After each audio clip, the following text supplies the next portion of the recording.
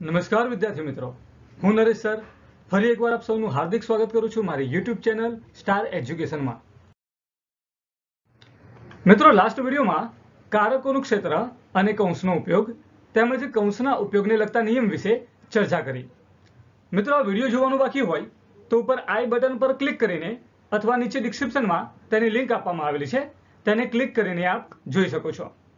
હજુ સુધી ચેનલને આપને સબસ્ક્રાઇબ નથી કરી તો તેને સબસ્ક્રાઇબ કરો, જેથી કરીને મારા આવનારા દરેક વિડીયો સૌથી પહેલા તમે જોઈ શકો છો. આજના વિડીયોમાં સર્વોપરી કારક અને મનોયતના 1.3 વિશે ચર્ચા કરીશું. તો ચાલો શરૂ કરીએ આજનો વિડીયો. સર્વોપરી કારક મિત્રો ખૂબ જ અગત્યનો ટોપિક છે. વિધાન ગમે તેટલું લાંબુ આપવામાં આવેલું હોય, એટલે કે જટિલ સંયુક્ત વિધાન હોય તો તેની પ્રાથમિક રજૂઆત કરતી વખતે તેમાં ઘણા બધા તાર્કિક કારકોનો ઉપયોગ થયેલો હોય છે. નિષેધ, સમુચ્ચય, વિકલ્પન, શરતી, દ્વિશરતી પૈકી એક અથવા અનેક તાર્કિક કારકોનો ઉપયોગ એક કે તેથી વધુ વખત કરવામાં આવેલો હોય છે. પરંતુ તે પૈકી માત્ર કોઈ એક તાર્કિક કારક જ સમગ્ર વિધાનને લાગુ પડે છે. તેને સર્વોપરી કારક કહે છે. જોઈએ તેની વ્યાખ્યા. જટિલ સંયુક્ત વિધાનમાં વપરાયેલા વિવિધ કારકો પૈકી જે કારક આખા વિધાનને લાગુ પડતું હોય તે કારકને સર્વોપરી કારક કહે છે. મિત્રો, વિધાનમાં ઘણા બધા તાર્કિક કારકોનો ઉપયોગ થાય છે, પરંતુ દરેક તાર્કિક કારક એ સમગ્ર વિધાનને લાગુ નથી પડતા, પરંતુ કોઈ એક તાર્કિક કારક જ આખા વિધાનને લાગુ પડતું હોય છે, તેથી તેને સર્વોપરી કારક કહે છે.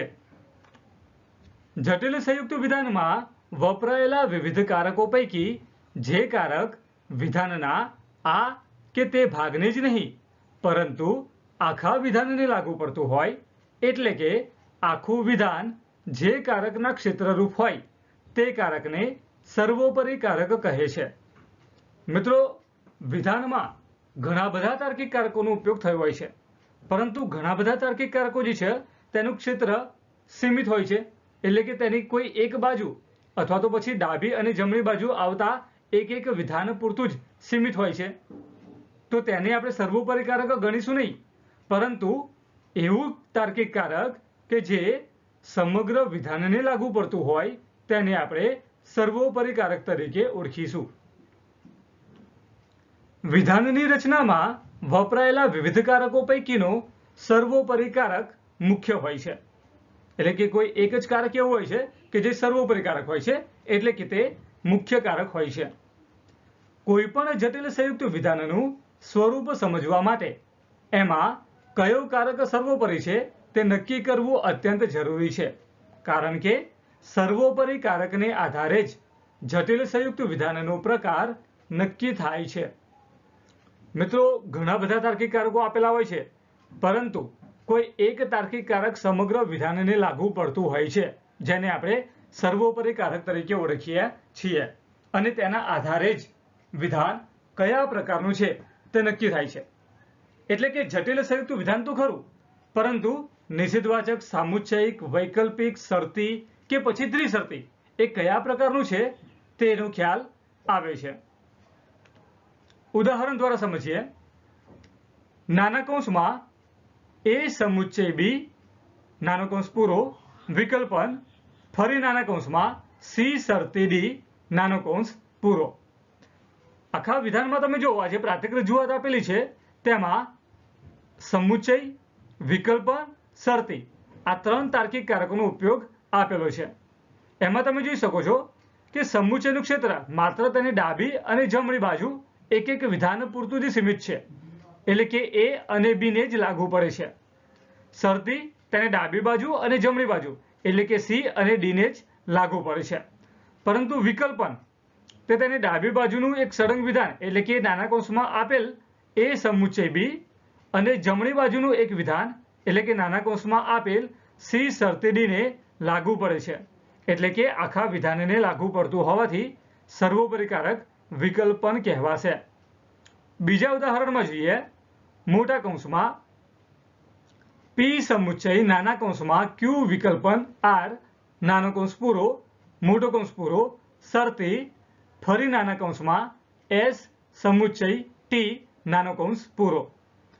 અહીં તમે જોઈ શકો છો સમુચ્ચય, વિકલ્પન, શરતી, સમુચ્ચય એમ 4 તાર્કિક કારકોનો ઉપયોગ દર્શાવ્યો છે. પરંતુ તે ચારે 4 તાર્કિક કારકો પૈકીનું માત્ર કોઈ એક તાર્કિક કારક જ સમગ્ર વિધાનને લાગુ પડતું હશે. તો જોઈએ કઈ રીતે ખ્યાલ આવે. અહીં તમે જોઈ શકો છો કે સમુચ્ચય તે તેની માત્ર ને માત્ર ડાબી અને જમણી બાજુ આવેલા એક વિધાનને જ લાગુ પડે છે, કારણ કે તે કૌંસબદ્ધ છે. તેવી જ રીતે અહીં વિકલ્પન તેની ડાબી બાજુ ક્યુ અને જમણી બાજુ આર એટલે કે એક વિધાનને જ લાગુ પડે છે. સમુચ્ચય તો તે ડાબી બાજુ પી અને જમણી બાજુ નાના કૌંસમાં ક્યુ વિકલ્પન આર ત્યાં પૂરતું જ તેનું ક્ષેત્ર સીમિત છે, કારણ કે તે પણ મોટા કૌંસની અંદર આપવામાં આવેલું છે. પરંતુ અહીંયા શરતી વિશે વાત કરીએ તો આપણે જાણીએ છીએ કે શરતી તે દ્વિમુખી કારક છે, એટલે કે તે તેની ડાબી બાજુ અને જમણી બાજુ આવેલા એક વિધાનને લાગુ પડે છે. મિત્રો અહીંયા જોઈએ કે શરતીની ડાબી બાજુ એક વિધાન છે. ઘણી વખત પ્રશ્ન થાય કે અહીંયા સર એક વિધાન નથી, અહીંયા તો ઘણા બધા વિધાનો છે, પરંતુ તે બધા જ વિધાનો જે છે તે અહીંયા તમે જોઈ શકો છો કે મોટા કૌંસની અંદર બંધ કરવામાં આવેલા છે, એટલે કે કૌંસબદ્ધ છે. તો જ્યારે પણ ગમે તેટલું વિધાન લાંબુ હોય પરંતુ તે જે કૌંસબદ્ધ થઈ જતું હોય તો તેને માત્ર ને માત્ર એક જ વિધાન તરીકે ઓળખવામાં આવે છે, એટલે કે એ આખું સળંગ વિધાન થઈ ગયું કહેવાય. તો શરતીની આ ડાબી બાજુ થઈ કહેવાય અને એસ સમુચ્ચય ટી એ નાના કૌંસમાં છે તો શરતીની તે જમણી બાજુ થઈ કહેવાય. સમુચ્ચયની ડાબી બાજુ એસ અને જમણી બાજુ ટી એટલે કે ડાબી અને જમણી બાજુનું એક વિધાન એમ આપવામાં આવેલું છે, પરંતુ તે કૌંસબંધ છે એટલે તે આખું એક જ વિધાન બની જશે. એટલે કે શરતીની આ ડાબી બાજુ અને શરતીની આ જમણી બાજુ થઈ કહેવાય, એટલે કે સર્વોપરી કારક તરીકે અહીં શરતી કહેવાશે. મિત્રો બીજી એક ટ્રીક દ્વારા સમજવાનો પ્રયત્ન કરીએ જેથી કરીને આપણે સરળતાપૂર્વક સમજી શકીએ કે સર્વોપરી કારક કઈ રીતે ઓળખી શકાય. તો તેના માટે આપણે એક જ વસ્તુ યાદ રાખવાની છે કે ક્યારેય પણ સર્વોપરી કારક કૌંસની અંદર આવેલ હોય નહીં. અને બીજી બાબત કે જે કારક કૌંસની અંદર હોય તે ક્યારેય સર્વોપરી કારક બની શકે નહીં. આ બે બાબતો આપણે યાદ રાખીએ તો તમે સર્વોપરી કારક સરળતાપૂર્વક સમજી શકશો. પહેલા ઉદાહરણમાં તમે જુઓ તો વિકલ્પન સર્વોપરી કારક છે. તે સિવાયના કારક સમુચ્ચય અને શરતી તે કૌંસ બંધ કરવામાં આવેલા છે, પરંતુ વિકલ્પન એ કોઈ પણ કૌંસની અંદર સમાવિષ્ટ નથી. પરિણામ સ્વરૂપે વિકલ્પન એ સર્વોપરી કારક છે જે આખા વિધાનને લાગુ પડે છે. અહીંયા પણ તમે જોઈ શકો છો બીજા ઉદાહરણમાં સમુચ્ચય, વિકલ્પન, શરતી, સમુચ્ચય આ 4 તાર્કિક કારકો પૈકી માત્ર ને માત્ર શરતી તાર્કિક કારક જ સમગ્ર વિધાનને લાગુ પડે છે, એટલે કે તે સર્વોપરી કારક છે, કારણ કે તે કોઈ પણ કૌંસની અંદર સમાવિષ્ટ નથી. જ્યારે વિકલ્પન એ નાના કૌંસમાં સમાવિષ્ટ છે, સમુચ્ચય તે મોટા કૌંસની અંદર આવેલું છે, અહીંયા પણ જે સમુચ્ચય આપવામાં આવેલું છે તે પણ નાના કૌંસમાં આપવામાં આવેલું છે, તેથી શરતી એ સર્વોપરી કારક કહેવાશે. ઉપરયુક્ત પ્રથમ જટિલ સંયુક્ત વિધાનમાં વિકલ્પન સર્વોપરી કારક હોવાથી આ વિધાન જટિલ વૈકલ્પિક વિધાન છે. તેવી જ રીતે બીજા જટિલ સંયુક્ત વિધાનમાં શરતી સર્વોપરી કારક હોવાથી આ વિધાન જટિલ શરતી વિધાન છે. જે આપણે હમણાં જોયું તો પહેલા વિધાનમાં જે પ્રાતિક રજૂઆત કરવામાં આવેલી છે તેમાં તમે જોઈ શકો છો કે વિકલ્પન એ સર્વોપરી કારક છે, જ્યારે બીજા ઉદાહરણમાં શરતી સર્વોપરી કારક છે. તો આશા રાખું છું મિત્રો તમને સર્વોપરી કારક એટલે શું તે ઓળખવા વિશે તમને ખ્યાલ આવી ગયો હશે. મનોયત્ન 1.3 મિત્રો ખૂબ જ અગત્યનું છે. વિભાગ C માં પ્રશ્ન નંબર 21માં 2 ગુણમાં તે દર વખત પરીક્ષામાં પૂછાતું હોય છે. તો ચલો વિગતવાર તેની ચર્ચા કરીએ. પરીક્ષાની અંદર પ્રશ્નપત્રમાં નીચે આપેલા વિધાનોની સામે તેનો પ્રકાર દર્શાવ્યો છે. વિધાનના પ્રકારને અનુલક્ષીને પ્રત્યેક જટિલ સંયુક્ત વિધાનની પ્રાતિક રજૂઆતમાં જરૂરી કૌંસ ઉમેરો તેવો એક પ્રશ્ન આપવામાં આવેલો છે પ્રશ્ન નંબર 21 પર. તો તેનો જવાબ તમે કઈ રીતે લખી શકો કે જેથી બેમાંથી 2 ગુણ તમને મળી રહે. તો જોઈએ, સમજીએ. સમુચ્ચય, તેની સામે આપેલું છે ક્યુ સમુચ્ચય આર વિકલ્પન એસ. મિત્રો, પરીક્ષાની અંદર આટલું આપેલું હોય તો તમારે શું કરવાનું છે? તેમાં જરૂરી કૌંસ ઉમેરવાનો છે. નાનો કૌંસ, મોટો કૌંસ અને છગડિયા કૌંસ વિશે આપણે ચર્ચા કરી ચૂક્યા છીએ. તો ખ્યાલ છે આપણે કે જ્યારે પણ શરૂઆતમાં કોઈ કૌંસની જરૂરિયાત સર્જાય તો સૌથી પહેલા નાના કૌંસનો ઉપયોગ થાય. નાનો કૌંસ કર્યા બાદ પણ જો જરૂરિયાત સર્જાતી હોય તો પછી મોટો કૌંસ આવશે અને ત્યારબાદ છગડિયા કૌંસનો ઉપયોગ થશે. પ્રથમ ઉદાહરણમાં મિત્રો જુઓ, અહીંયા સમુચ્ચય એવું આપેલું છે. તો આપણે જે વિધાન જે છે આની પ્રાતિક રજૂઆત ક્યુ સમુચ્ચય આર વિકલ્પન એસ, તેને આપણે કૌંસનો ઉપયોગ એવી રીતે કરવાનું છે કે જેથી કરીને જટિલ સંયુક્ત વિધાન એ સામુચ્ચયિક પ્રકારનું બને. એટલે કે સામુચ્ચયિક જટિલ સંયુક્ત વિધાનની રચના થાય. તો તે પ્રમાણે આપણે કૌંસનો ઉપયોગ કરવાનો છે.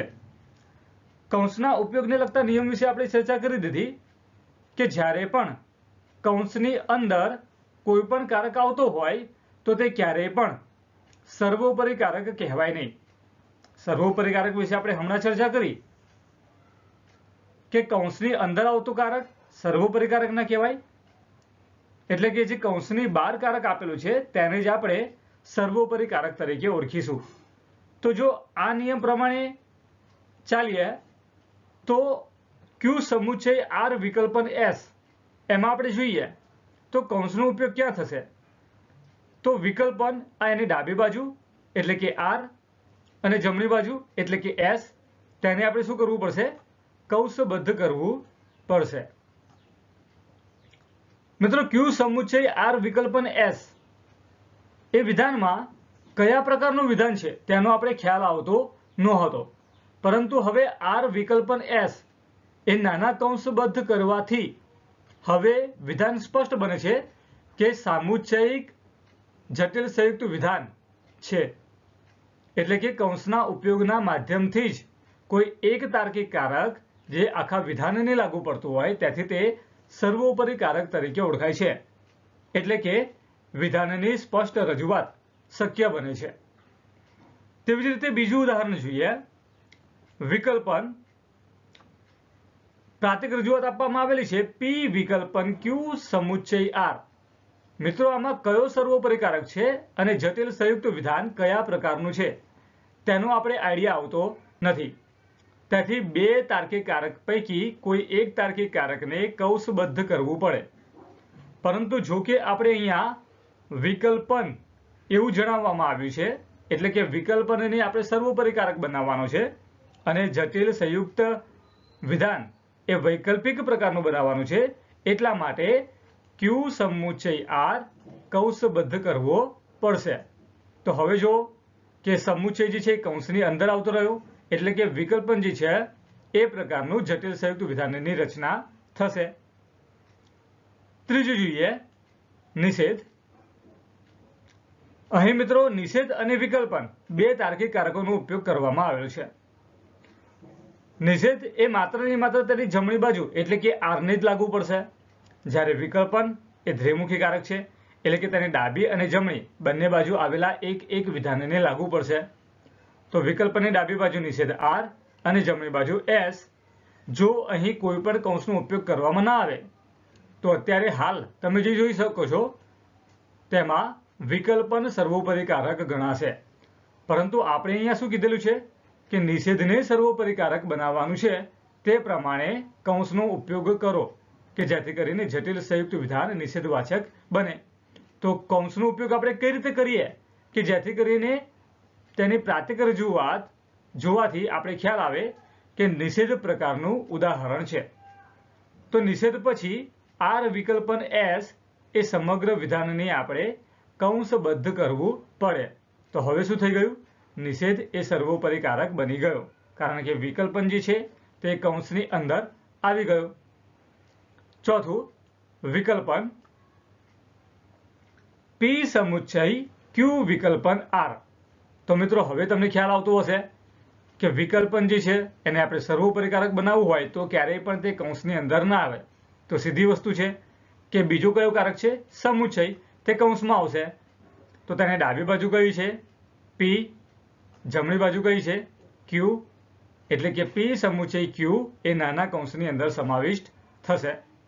તેવી જ રીતે પાંચમામાં શરતી વિધાનની અંદર પ્રાતિક રજૂઆતની અંદર કૌંસનો જે ઉપયોગ જે છે એ ક્યાં આવશે? તો Q સમુચ્ચય R પૂરતો સીમિત રહેશે. એટલે કે સમુચ્ચય Q અને R એ બે વિધાનને જ લાગુ પડશે. તે કૌંસબદ્ધ કરવામાં આવેલું છે. જ્યારે શરતી એ કૌંસની બહાર છે એટલે કે સમગ્ર વિધાનને લાગુ પડશે. મિત્રો હજુ કેટલાક ઉદાહરણો જોઈએ. સમુચ્ચય P શરતી Q સમુચ્ચય S. સમુચ્ચયને સર્વોપરી કારક બનાવવાનું છે એટલે કે જટિલ સંયુક્ત વિધાન સામુચ્ચયિક ક્યારે બને? કે જ્યારે P શરતી Q વિધાન કૌંસબદ્ધ કરીએ ત્યારે. શા માટે શરતીને કૌંસબદ્ધ કર્યું? કારણ કે અહીંયા આપેલું છે સમુચ્ચય, એટલા માટે. જો સમુચ્ચયની જગ્યાએ શરતી હોય તો Q સમુચ્ચય S તેને આપણે કૌંસબદ્ધ કરવું પડે. તો આ બાબતે આપણે ધ્યાનમાં રાખવાની જરૂર છે. દ્વિશરતી P સમુચ્ચય Q દ્વિશરતી R વિકલ્પન S. તો આ દ્વિશરતી સર્વોપરી કારક ત્યારે જ લઈ શકાય કે તેની ડાબી બાજુ P સમુચ્ચય Q કૌંસબદ્ધ કરવી પડે અને જમણી બાજુ R વિકલ્પન S ને કૌંસબદ્ધ કરવો પડે. તેવી જ રીતે હવે નિષેધ વિશે વાત કરીએ. નિષેધ S વિકલ્પન નાના કૌંસમાં P વિકલ્પન R નાનો કૌંસ પૂરો. મિત્રો આ પરીક્ષામાં પૂછાય તેવું છે એટલે થોડુંક સમજવાનો પ્રયત્ન કરીએ તેને. દરેકે દરેક ઉદાહરણ હમણાં સુધી જોયા તેમાં ક્યાંય પણ કૌંસનો ઉપયોગ કરવામાં આવ્યો ન હતો. જ્યારે નિષેધમાં અહીં તમે જોઈ શકો છો કે P વિકલ્પન R ઓલરેડી નાના કૌંસની અંદર કરવામાં આવેલું છે. એટલે આપણે ખ્યાલ આવવો જોઈએ કે નાના કૌંસનો ઉપયોગ થયેલો છે અને આપણે નિષેધને સર્વોપરી કારક બનાવવાનું છે. એટલે કે જે કૌંસનો ઉપયોગ આપણે એવી રીતે કરવાનો છે કે જેનાથી બનતું વિધાન નિષેધવાચક જટિલ સંયુક્ત વિધાન તરીકે ઉપસી આવે. તો નાના કૌંસનો ઉપયોગ થયેલો છે તો હવે આપણે કયા કૌંસનો ઉપયોગ કરવો પડશે? તો મોટા કૌંસનો ઉપયોગ કરવો પડશે. તો મોટા કૌંસ જે છે તે ક્યાંથી શરૂઆત થશે? તો નિષેધ પછી મોટો કૌંસ આવશે તો છેક છેલ્લે સુધી મોટા કૌંસનો ઉપયોગ થશે. એટલે કે આ આખું જે વિધાન જે છે એ મોટા કૌંસની અંદર આવી ગયું અને કૌંસની બહાર શું છે? નિષેધ આપવામાં આવેલો છે. એટલે કે આખું વિધાન નિષેધવાચક જટિલ સંયુક્ત વિધાન બની ગયું કહેવાય. તેવી જ રીતે શરતી વિધાન વિશે વાત કરીએ તો શરતી તાર્કિક કારક અહીંયા આપેલો છે P વિકલ્પન Q તેની ડાબી બાજુ થઈ અને R સમુચ્ચય S તેની જમણી બાજુ થઈ કહેવાય. તેવી જ રીતે દ્વિશરતી વિધાનમાં નિષેધ R દ્વિશરતી P વિકલ્પન R. અહીં તમે જોઈ શકો છો કે દ્વિશરતી તાર્કિક કારક કે જેને આપણે જટિલ સંયુક્ત વિધાન બનાવવાનું છે તો કૌંસનો ઉપયોગ આપણે કઈ રીતે કરવો પડશે? તો P વિકલ્પન R એટલે કે તેની જમણી બાજુને કૌંસબદ્ધ કરવું પડશે. ડાબી બાજુ શું છે? નિષેધ R. મિત્રો નિષેધ એ એકમાત્ર એકમુખી કારક છે કે જે તેની માત્ર ને માત્ર જમણી બાજુ આવેલા વિધાનને જ લાગુ પડે છે. એટલે કે નિષેધ R એને કૌંસબદ્ધ કરીએ અથવા તો પછી ના કરીએ તેનાથી કોઈ જાતનો ફરક પડતો નથી. તમે ઈચ્છો તો કરી શકો છો અથવા ના કરો તો પણ ચાલી રહે. કારણ કે દ્વિશરતીની ડાબી બાજુ નિષેધ R થઈ જ્યારે જમણી બાજુ P વિકલ્પન R થઈ. એટલે કે જટિલ સંયુક્ત વિધાન કયા પ્રકારનું બનશે? દ્વિશરતી પ્રકારનું બનશે. તો મિત્રો આશા રાખું છું કે મનોયતના 1.3 વિશે તમને સ્પષ્ટપણે ખ્યાલ આવી ગયો હશે. મિત્રો નેક્સ્ટ વિડીયોમાં ચર્ચા કરીશું સત્યતા કોષ્ટક દ્વારા સત્યતા મૂલ્ય નિશ્ચિત કરવાની પદ્ધતિ અને મનોયતના 1.4 વિશે. મિત્રો ઘણો અગત્યનો ટોપિક છે. ઘણા વિદ્યાર્થીઓને હજુ સત્યતા કોષ્ટકમાં સ્તંભ, હરોળ તેના વિશે ખ્યાલ નથી આવતો. તો આ વિડીયોની અંદર સ્તંભ કેટલા આવશે, હરોળ કેટલી આવશે, 2 આવશે, 4 આવશે કે પછી 8 આવશે તેના વિશેની સમજૂતી આપણે પ્રાપ્ત કરીશું. મિત્રો, જો આપ મારી YouTube ચેનલ ઉપર નવા હો તો અત્યારે જ તેને સબસ્ક્રાઇબ કરો અને બેલ આઇકનને પ્રેસ કરો, જેથી કરીને મારા દરેક વિડીયોની નોટિફિકેશન તમને મળતી રહે. મિત્રો, જો વિડીયો પસંદ પડ્યો હોય તો તેને લાઈક અવશ્ય કરો અને તમારો કોઈ મૂંઝવતો પ્રશ્ન હોય તો નીચે કમેન્ટ બોક્સમાં કમેન્ટ કરશો. મિત્રો, વિડીયોને વધુમાં વધુ શેર કરો, જેથી કરીને અન્ય વિદ્યાર્થી મિત્રો પણ તેનો લાભ મેળવી શકે. જલ્દી જ મળીશું એક નવા વિડીયો સાથે. ત્યાં સુધી ધન્યવાદ.